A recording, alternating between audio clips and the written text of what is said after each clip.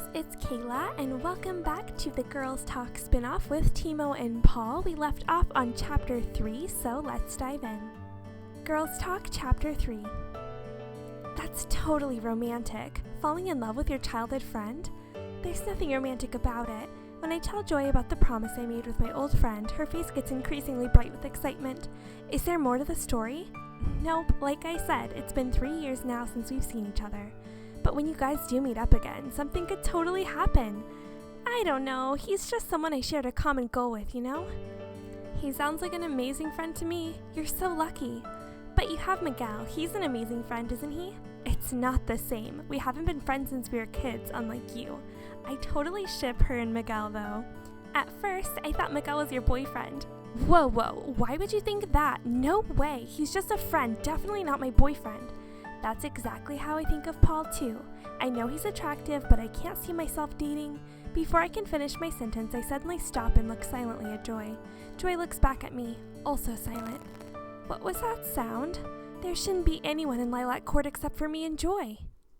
There's a noise coming from the supposedly empty kitchen. When Joy and I quietly creep downstairs, uh-oh, the kitchen's still pitch black. I sit right next to Joy and she too clings onto my arm, seeming afraid. We tiptoe into the kitchen and then draw up some of our courage to turn on the light. When we do, the kitchen is... Carlo! Joy cries out. Oh, hi, Joy. Hi, Kayla. What's going on? Sheesh, don't scare us like that. What were you doing in the dark? Joy curls her arm tighter around mine and glares at Carlo where he stands peeking into the refrigerator. Apparently, the source of the noise was him. Joy and I were having a drink on the second floor. We were really surprised to hear a noise from down here. And when we got to the first floor and heard a noise from the kitchen, even with the lights totally out, we got pretty scared. Sorry, I didn't mean to scare you. I just got home, so I was looking in the fridge to see if there was anything I could cook for dinner. I was so hungry that I was in a hurry. I should have turned on the lights before opening the fridge. But there's someone else besides me who's hungry too. So it's not only you, Carlo. I didn't think you girls would be here too. Naoki? Without making a sound, Naoki suddenly shows up in the kitchen as well. He's who we're playing next for main story, by the way. I came over because Carlo said we could have dinner together. I got so lost in my writing that I forgot to eat. Naoki, a calligrapher, had apparently been in the room the whole time. You forget everything once you start concentrating. That's why I asked you, guessing you wouldn't have eaten this late. Carlo lightly shrugs his shoulders. Speaking of which, are you guys hungry too? Joy and Kayla, did you eat already? We haven't had a proper dinner, just had some appetizers and champagne. In that case, why don't we all eat a late dinner together? I'll whip up something special for all of you. We already had lunch at Carlo's too, and now you're gonna make us dinner? What a treat! Right? Carlo grins. Leave everything to me. I'll be ready soon. After saying that with a smile, Carlo deftly begins to cook. I bring the appetizers and champagne down from the second floor and set them up on the counter. Then we begin our little midnight party. We can't do the girl talk anymore, but it'll be fun to have a meal with everyone too. We enjoy plenty of mindless chatter along with Carlo's delicious food. Maybe it's because of the alcohol. We're more talkative than usual. By the way, Joy and Kayla, were you guys together all day today? Yeah, we started on Girl Talk and just couldn't stop. It was a really great day. Girl Talk? What sort of things did you talk about? Carlo turns to me with a mischievous gaze. Was I included in the discussion? We did talk about how great the food at Carlo's was, right, Kayla? Yes, we did. Come on now, aren't girls supposed to talk about guys they like and dating and stuff? Joy grins at Carlo's question. Oh no. That's right. I feel like I did tell Kayla she should stay away from you. Hey now, that's awfully rude. Did you hear that, Naoki? They're toying with my heart. You're one to talk. Playing with girls' heart is your specialty, isn't it? Am I right, Kayla? Oh, come on, Joy.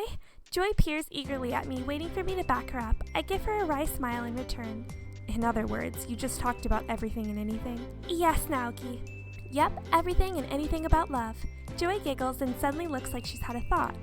That reminds me, I forgot to ask you something. What about your coworker? My coworker? Yes, that's Timo. Yeah, weren't you saying there was a really hot guy in your lab? Did I say that?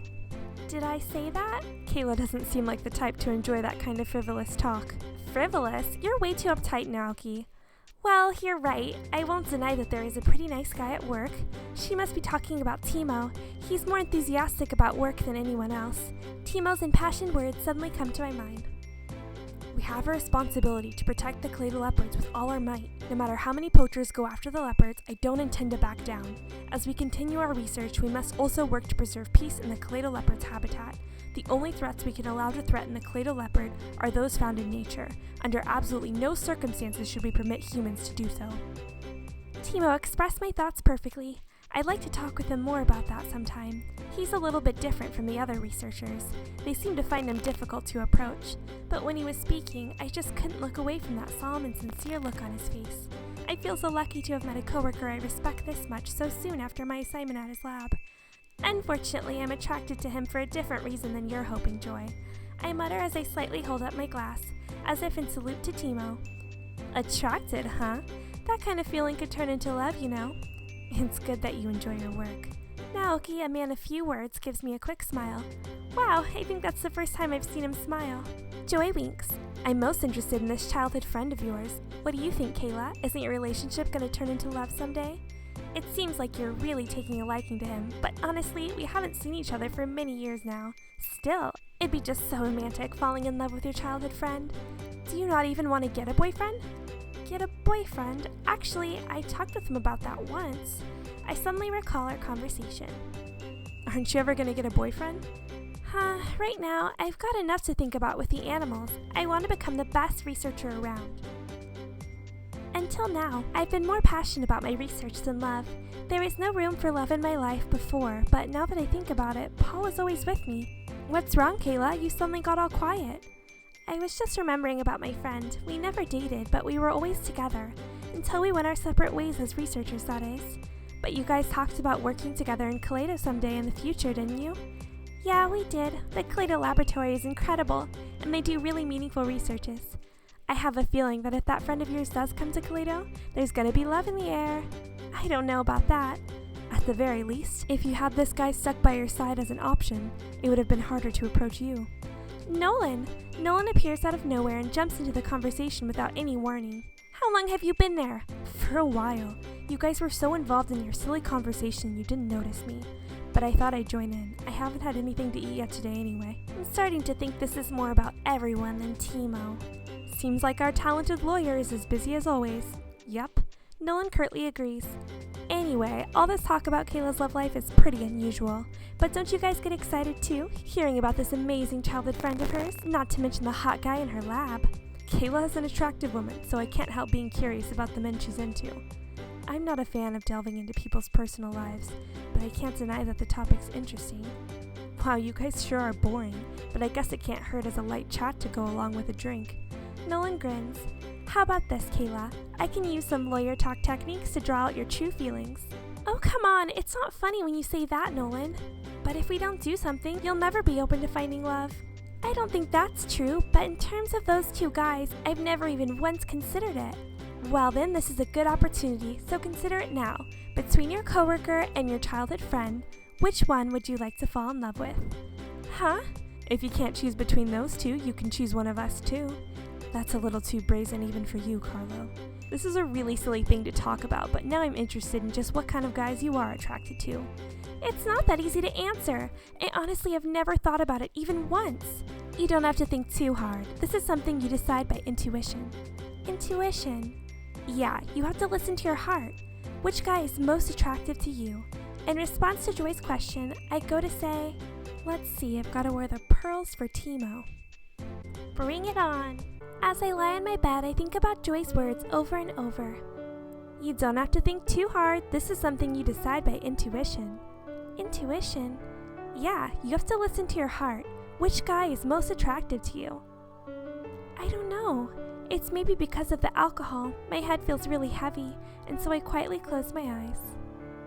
Timo, once the holiday's over, I'm gonna help him work. I'll get to work earlier and... Right, I need to get the documents from the reference room too. As drowsiness takes over my consciousness, I fall into a deep slumber. Yay, Timo, happy ending. The holiday is over and I'm hard at work once more. This long weekend was really fun. Now back to work. After stopping by the reference room, I eagerly head to the lab with a pile of papers in my hand. I tighten my grip on the materials I'm carrying so that I won't drop them.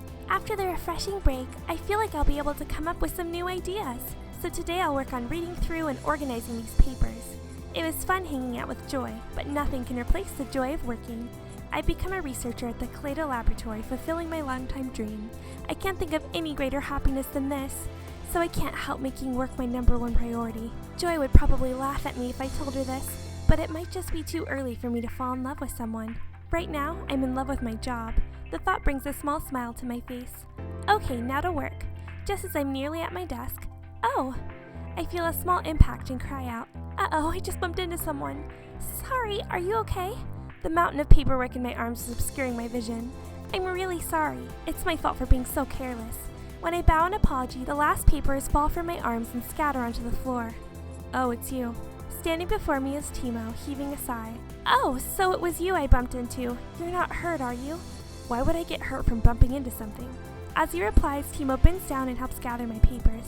I can't make him pick up the papers because of my mistake. I quickly squat down and get them myself. Don't worry, I'll get these. It'll be faster if we do it together. But, feeling bad about making Timo help, I try to insist on tidying up the mess myself. But Timo flat out refuses. It'll be faster to pick him up than keep arguing about it. That's true. Timo's words are harsh but very logical. He's right. First we've got to pick everything up.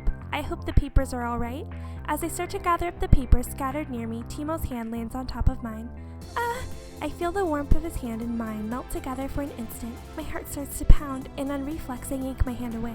Sorry. My cheeks immediately grow hot as if I'm suddenly self-conscious around Timo. Oh no, this is all because Joy was talking about the possibility of dating him. You really need to slow down. Timo sighs, sounding annoyed.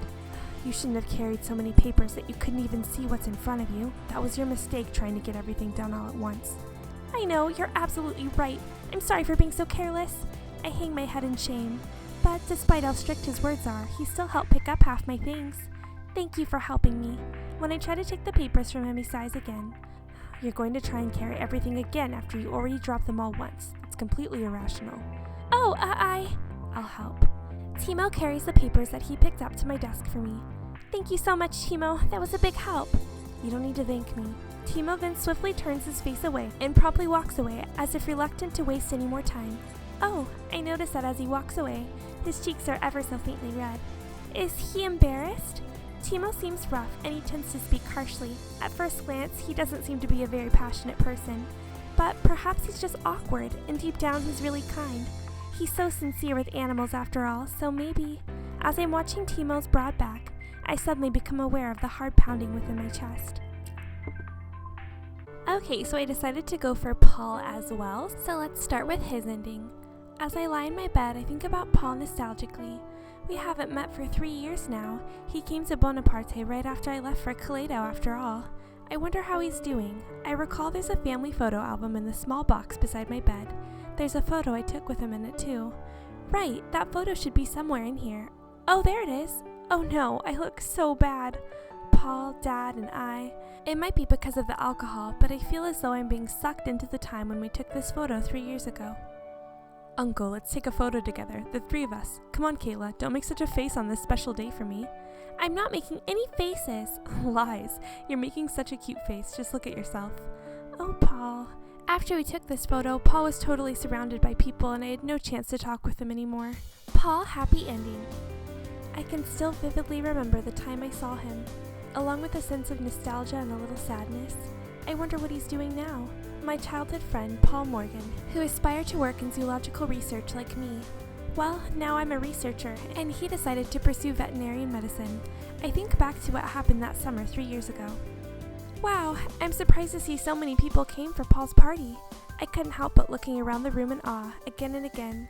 I was a rookie researcher. My 2-year term as a temporary research assistant was over, and I was working as an assistant to my father, who was an esteemed research scientist. I was accompanying him to a party, which just happened to be for Paul. Even though we were close enough to easily say hello, it didn't seem like I could even approach him then. I watched my old friend surrounded by the crowds from afar. This is amazing. So many researchers here famous enough for me to recognize, and they're all trying to talk to Paul. His award-winning thesis must have been truly amazing to get him this much attention. Paul was also a rookie researcher like me, but he'd won a prestigious award presented for an outstanding natural science research. That's why the party was being held, as well as to celebrate his sending off. He has a bright future ahead of him as a researcher. Paul and I had always been together. Even after we both decided to pursue research, he remained a close friend. He somehow feels so far away now. I felt hesitation towards him. The fact that we're childhood friends hasn't changed, so why does it feel like there's so much distance between us? Maybe I'm feeling left behind now that his work is receiving recognition. I'd hate to think I'm jealous of him, though. I'm truly happy for him. I felt confused. I was happy that Paul's research had been recognized, not just as a pretense, but truly from my heart. It's because I'm a fellow researcher that I recognize the values of his achievements. Was it because of his new distinction between our achievements that I was feeling left behind? That shouldn't be the reason, and yet, I'm a little scared to talk to him. I was standing frozen in place, a good distance away from Paul, when suddenly, Kayla! I heard my name being called and snapped back into reality.